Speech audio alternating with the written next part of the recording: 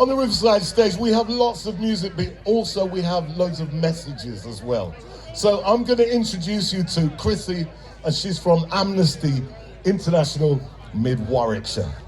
Round of applause for Chrissie, please. Hello everyone. We're coming up, Mid Warwickshire's coming up to its, I think, 20th year at the Peace Festival this year. So we're used to being here. The Universal Declaration of Human Rights, Article 3 says, everyone has the right to life, liberty and security of person. That's to say, we all have the right to live and the right to live in freedom and safety. In other words, the right to live in peace. Injustice thrives when we look away.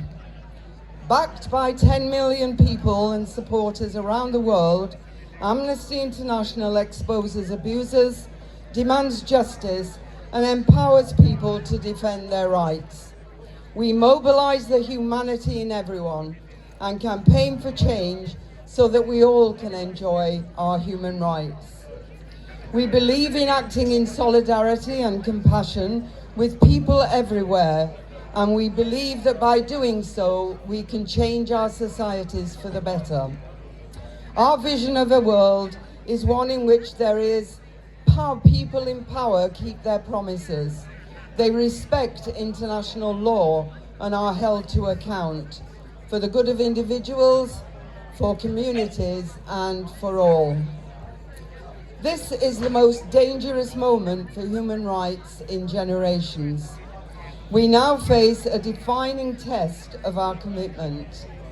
Powerful governments, corporations, and anti-rights movements are accelerating attacks on international law, on multilateralism and multiculturalism, and on our fundamental freedoms.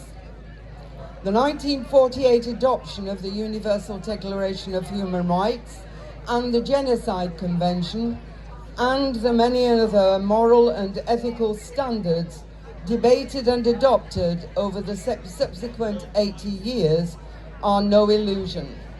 They are real products of a post-war world order founded on a multilateral system of equal states, rooted in universal human rights and dedicated to the non-recurrence of atrocities. Moreover, the system was never just in the hands of the powerful. It was largely civil society the world over, people in small states and local communities like ours, who led the subsequent developments of the Covenant of Economic and Social Rights, the Convention on the Rights of the Child, and the Convention for the Elimination of Racial Discrimination. It was they who ensured that the Universal Declaration promised human rights for all people universally, without distinction, and equally between men and women. It was they who ensured it would endure, and over the intervening 80 years, transform our world for the better.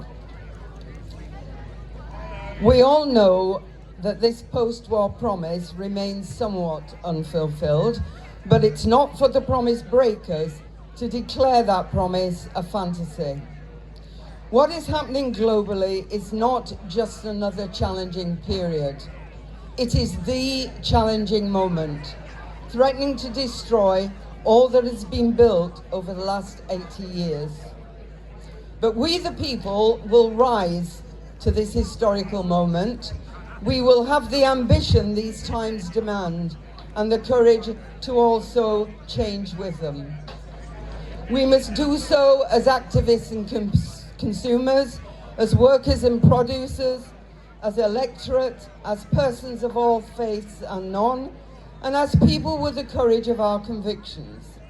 Together, we must build strong communities and defend peace. Together, with all our creativity, determination, and resilience, we can foster a more prosperous, sustainable, and peaceful world. History is not just something that is done to us. It is also ours to make.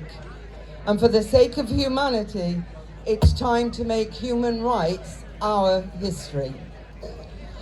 If the way to sustain peace is to peacefully resist, then resist we will. So our message is, if you are a government or an authority that seeks to silence its truth speakers, expect resistance. If you are a government or authority that turns a blind eye to the illegal appropriation of indigenous lands and resources, Amnesty International says, expect resistance.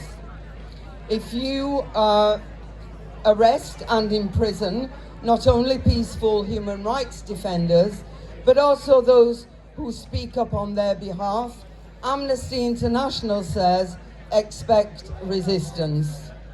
In short, if you are a government or authority that seeks to ignore or deny anyone their human rights, Amnesty International says, expect resistance.